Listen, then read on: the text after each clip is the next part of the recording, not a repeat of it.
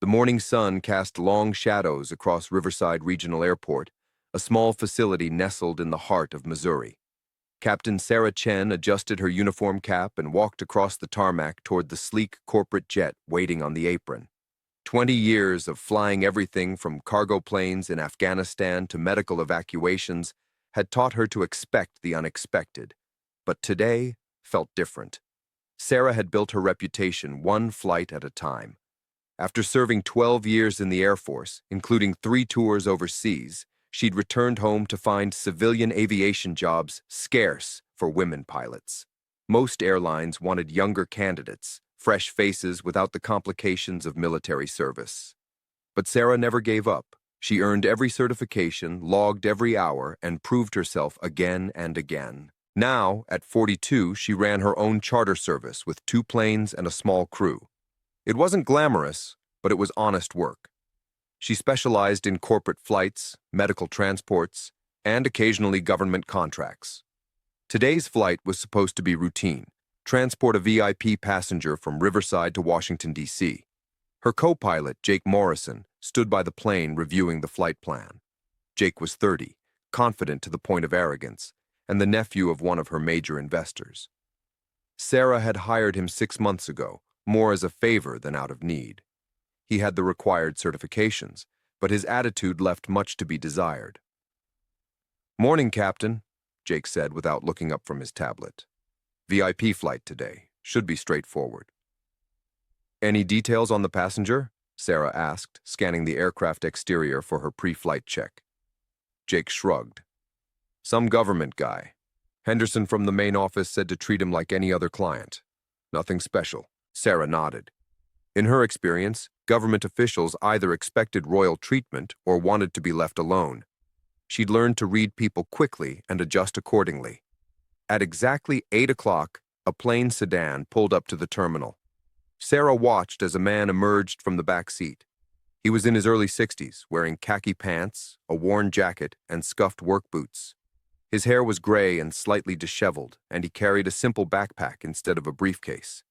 He looked more like someone's grandfather heading to a fishing trip than a government official. Jake noticed him too and frowned. "That can't be our passenger." "Why not?" Sarah asked. "Look at him. Henderson said VIP. This guy looks like he just walked off a construction site." The man approached the aircraft with a slight limp, clearly favoring his left leg. Sarah stepped forward to greet him, extending her hand professionally. "Good morning, sir. I'm Captain Sarah Chen. Welcome aboard." The man's face broke into a warm smile. "Thank you, Captain. Robert Mitchell. I appreciate you folks taking this flight on short notice." His handshake was firm but gentle, and his eyes held a kindness that immediately put Sarah at ease.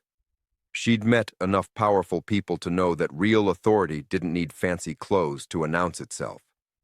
Jake, however, wasn't convinced. He stepped between them, his expression skeptical. "Sir, we're waiting for a VIP passenger. Are you sure you're at the right aircraft?"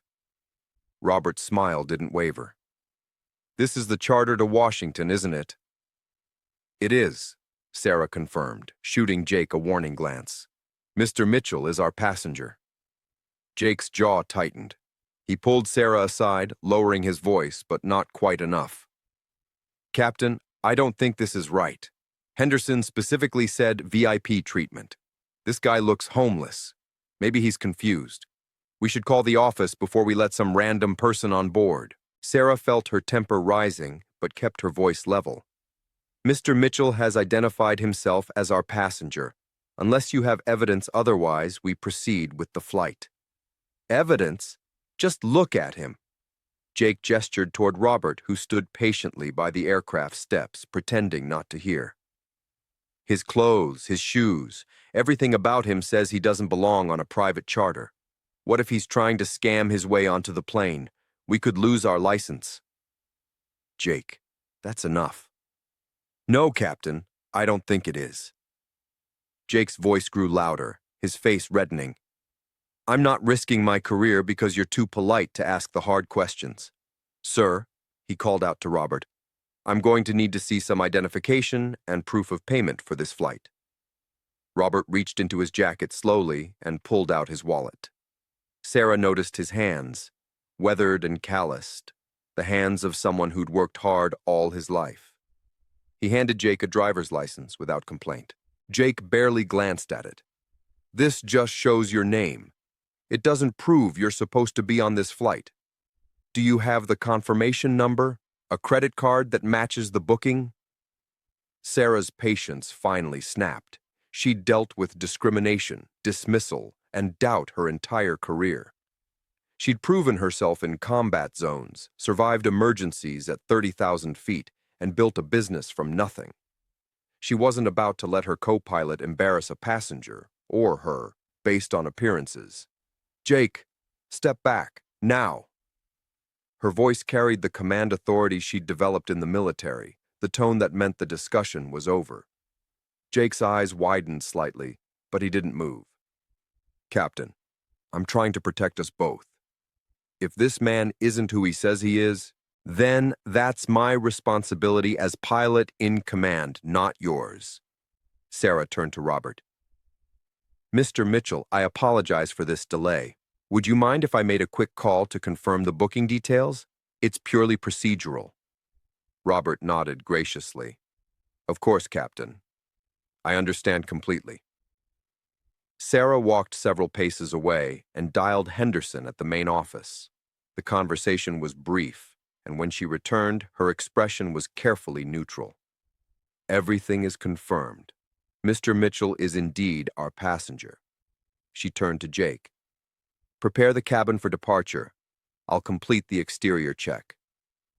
Jake's face flushed with anger and embarrassment. "You're really going to let him on board?" "Captain, I have serious concerns about this flight. As co-pilot, I have the right to voice safety concerns. Your concern has been noted and dismissed. This has nothing to do with safety, and we both know it. Now, are you going to do your job, or do I need to file a formal complaint about your conduct?" For a moment, Jake looked like he might argue further. Then he glanced at Robert, back at Sarah, and something ugly crossed his face. "Fine. But when Henderson hears about this, when he hears you let some vagrant onto a charter flight without proper vetting, don't expect me to back you up." He stomped up the aircraft steps, muttering just loud enough to be heard. 20 years in the service, and she still can't tell the difference between a VIP and a vagrant. Sarah's hands clenched into fists, but she forced herself to breathe slowly. She'd heard worse. Much worse. During her first deployment, a male pilot had told her women belonged in the kitchen, not the cockpit. She'd responded by executing a flawless combat landing under fire while he vomited from fear in the co-pilot seat. This was nothing new. Just another small-minded person who judged books by their covers. Robert approached her quietly. "Captain Chen, if my presence is causing problems, I can make other arrangements. I don't want to put you in a difficult position." Sarah looked at him properly then. Despite the shabby clothes and worn appearance, his eyes held a sharp intelligence and a deep weariness she recognized. It was the look of someone who'd carried heavy burdens for a long time. "Mr. Mitchell, you're not causing any problems. My co-pilot's behavior is unacceptable, and I apologize for it. Your flight will proceed as scheduled." "I appreciate that. And please, call me Robert. Only if you call me Sarah." He smiled again, that same warm expression that seemed to soften the hard edges of the morning. "I saw your service record when I requested this charter specifically. 12 years Air Force, 3 tours, decorated for valor. You've earned every stripe and every flight hour." Sarah was surprised. "You requested me specifically?" "I did my research. When I need to get somewhere important, I want the best pilot available. Your reputation precedes you, Captain." "Sarah." "Thank you. That means a lot." She hesitated, then added, "I have to ask, why the casual clothes? Most government officials I fly prefer to look the part." Robert chuckled softly. "I've spent the last 40 years wearing suits and ties, sitting in offices, making decisions that affect thousands of people. These days, when I can, I prefer to remember where I came from. My father was a mechanic. He taught me that a man's worth isn't in his clothes or his title, but in his character and his actions. Wise man? He was.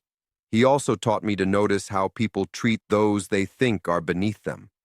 It tells you everything you need to know about their true character. Sarah felt her stomach drop slightly. You were testing us.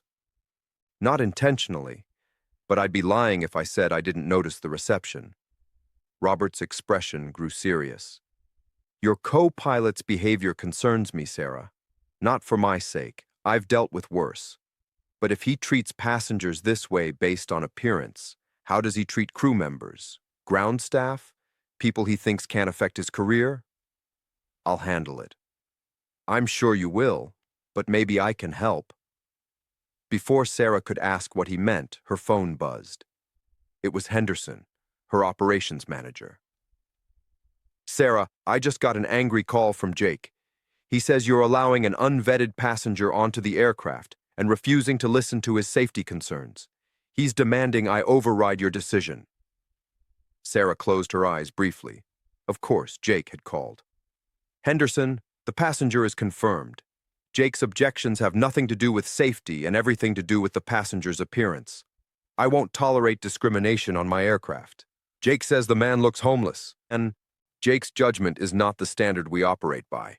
Robert Mitchell is a paying passenger with confirmed credentials. We're proceeding with the flight.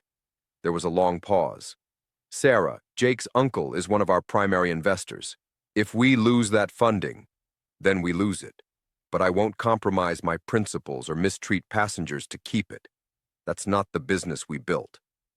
Henderson sighed. All right, I trust your judgment. But this conversation isn't over.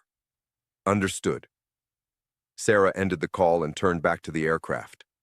Jake stood at the top of the steps, arms crossed, wearing an expression of smug satisfaction.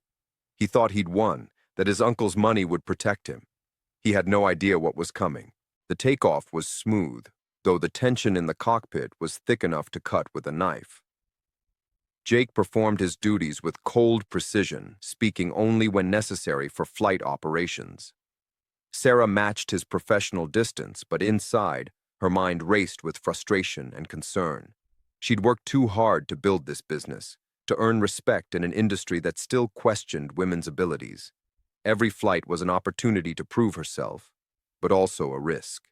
One mistake, one complaint from a connected passenger, and everything could crumble.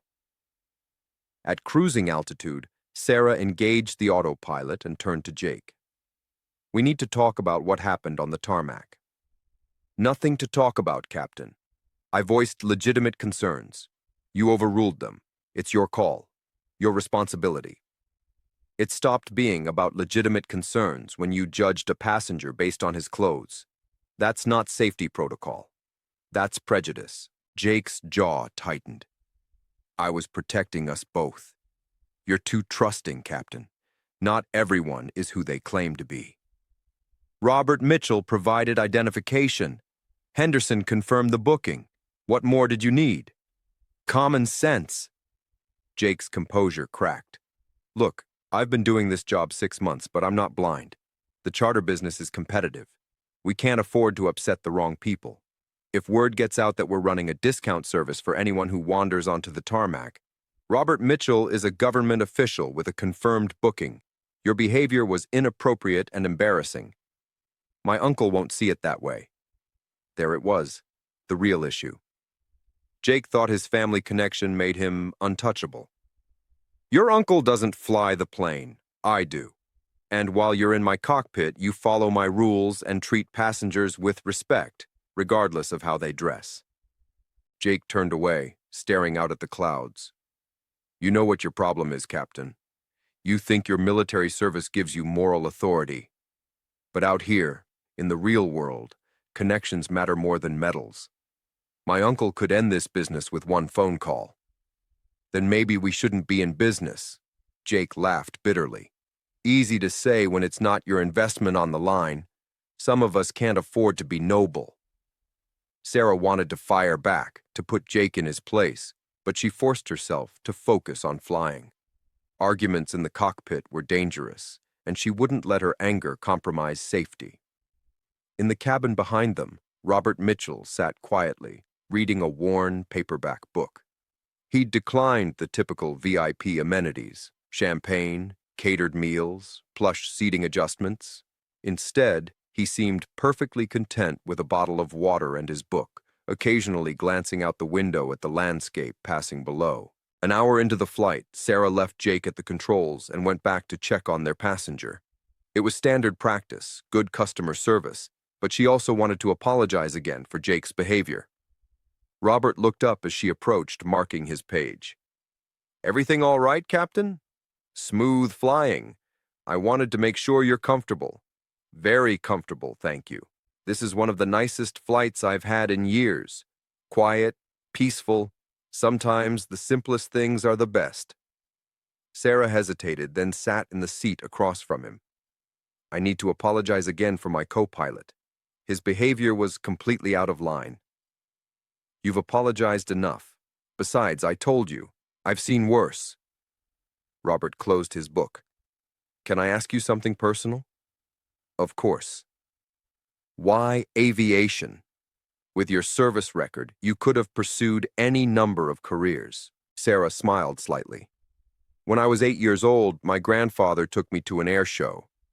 I saw a woman flying an F-16, and I knew that's what I wanted to do. My parents thought it was a phase. My teachers suggested nursing or teaching. Nice, safe careers for girls. But I kept pushing. And the military? Seemed like the fastest path to the cockpit. Turns out it was also the hardest. I had to prove myself every single day. Some of the men in my unit couldn't accept that a woman could fly as well as they could. I had to be twice as good to get half the credit. Yet you stayed. Because I loved it. Every time I took off, every mission I completed, I was proving something, not just to them, but to myself, that I belonged in that cockpit, that I deserved to be there." Robert nodded slowly. "And after you left the service, did it get easier?" "Different. Civilian aviation has its own challenges. Airlines want young pilots, preferably male. Charter services worry about client perceptions. Some passengers request male pilots specifically, as if my gender affects my ability to read instruments and fly a plane." "How do you handle that?" "I fly better than they expect, land smoother than they hoped, and let the results speak for themselves, just like I always have." Robert smiled. "That's exactly what I hoped you'd say."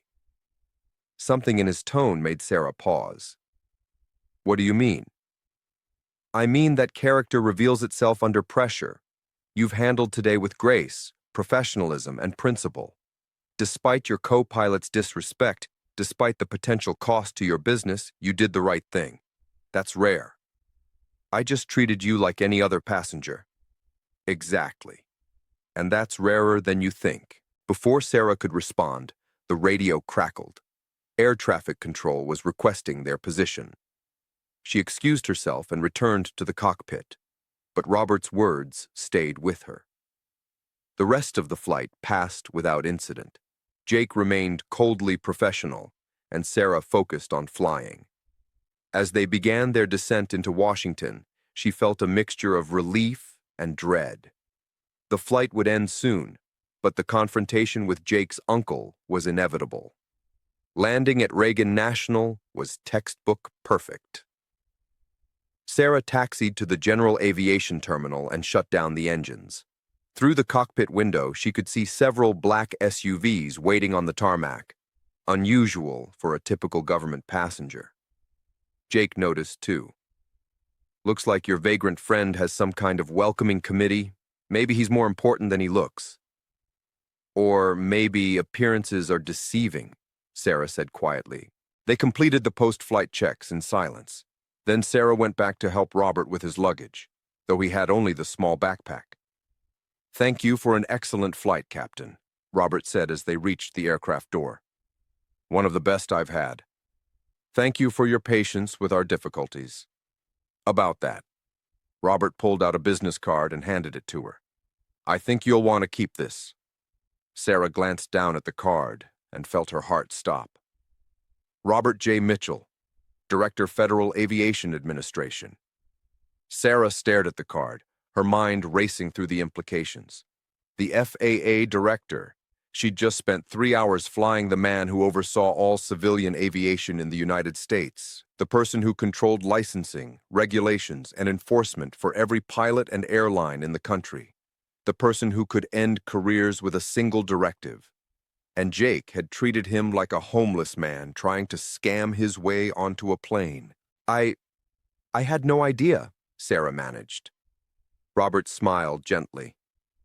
That was rather the point. I don't often get the chance to travel without the entourage, the ceremony, the expectations. Today, I just wanted to be another passenger. You gave me that gift, even when it cost you. Mr. Mitchell, Director Mitchell, I apologize for... Sarah, stop. You have nothing to apologize for. You treated me with respect and dignity from the moment we met. You stood up to your co-pilot when he judged me unfairly. You protected me as your passenger even when it threatened your business. That's exactly the kind of integrity this industry needs. Through the open aircraft door, Sarah could see the SUVs approaching. Several people in dark suits emerged, clearly security and staff waiting for their director. Robert noticed her expression. They insisted on the welcome party. I tried to keep it low-key, but apparently the director can't just take a quiet charter flight without the full security detail fretting. Sir, about my co-pilot, we'll address that. But first, I'd like to meet with you and your operations manager. Are you available this afternoon? Sarah's stomach tightened. This was it. Jake's behavior was about to have consequences, and she was terrified of what that might mean for her business. Yes, sir. Of course. Good. I'll have my assistant arrange a meeting at 3 o'clock. Can you have Jake Morrison and... He glanced at the business card she'd given him earlier. Henderson Wilson there as well? Yes, sir. Should I tell them why? Robert's expression became unreadable. Tell them the FAA needs to discuss operational procedures and customer service standards. That should be sufficient. He shook her hand one final time, then descended the stairs to meet his waiting team. Sarah watched as the security detail surrounded him, as his chief of staff handed him a tablet full of urgent matters, as the director of the FAA transformed from a humble passenger in worn boots to one of the most powerful people in American aviation. Jake appeared at her shoulder. What was that about? Why was the director being so friendly with you? Sarah handed him Robert Mitchell's business card without a word. Jake's face went from confused to pale to absolutely ashen in the space of 3 seconds. That was the man you called a vagrant, the passenger you thought looked homeless, the person you tried to prevent from boarding our aircraft. Oh, God, Sarah, I didn't know. How could I have known? You couldn't. That's the whole point, Jake. You judged him based on his appearance, and you were completely wrong. Just like people have judged me my entire career based on my gender. Jake's hands were shaking. My uncle is going to kill me. The FAA director. I tried to keep the FAA director off our plane. You need to call Henderson. Tell him we have a meeting with Director Mitchell at 3 o'clock. Tell him exactly what happened and why. Sarah, please, you have to help me. If this gets out, my career is over before it started. Can't you talk to him? Explain it was a misunderstanding? Sarah looked at Jake carefully. 24 hours ago, she might have felt sympathy. But watching him now, seeing his panic focused entirely on his own consequences rather than on the harm he'd caused, she felt nothing but disappointment. Jake, I stood up for you all morning. I defended your concerns to Robert. I tried to keep this professional. But you didn't care about safety or protocol. You cared about appearances and prejudice.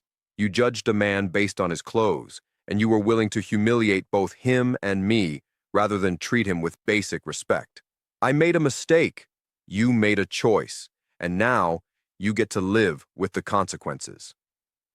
Sarah walked away, leaving Jake standing by the aircraft looking like his world was crumbling. She understood his panic. She'd spent her whole career one mistake away from losing everything. But she'd earned her position through skill and hard work, not family connections. And she'd never treated anyone the way Jake had treated Robert Mitchell. The next few hours passed in a blur. Sarah flew the aircraft to its hangar, completed all her post-flight documentation, and drove to Henderson's office. Her operations manager looked grim when she arrived. Jake called, told me everything. Henderson rubbed his face tiredly. The FAA director, Sarah, of all the passengers to insult, he picked the one person who can shut us down with a phone call. I know. His uncle is already calling me, threatening to pull his investment, saying we set Jake up to fail. He thinks you deliberately didn't tell Jake who the passenger was to make him look bad. That's ridiculous. Is it?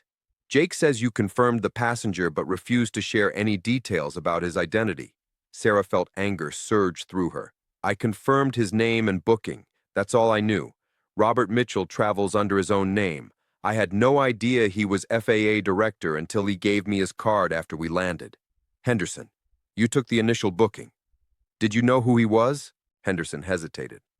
The request came through official channels, government contract. I knew it was someone important, but they requested discretion. No special announcements, no VIP treatment, just reliable transportation. Then none of us knew who he was, and Jake's uncle is lying to protect his nephew. Maybe, but Jake's uncle controls 30% of our operating capital. If he pulls out, we're finished. Sarah sat down heavily. This was it. The moment she'd feared since starting her own business. She could compromise her principles, apologize for doing the right thing, beg Jake's uncle for forgiveness, and maybe save the company. Or she could stand her ground and lose everything she'd built. What are you going to do? Henderson asked quietly. I'm going to tell Director Mitchell exactly what happened and accept whatever consequences come. I won't lie to protect Jake, and I won't apologize for treating a passenger with respect. Even if it means losing the business, even then. Henderson studied her for a long moment. You know what? I spent 20 years in the Navy before joining you. I've seen good leaders and bad ones. You're one of the good ones, Sarah.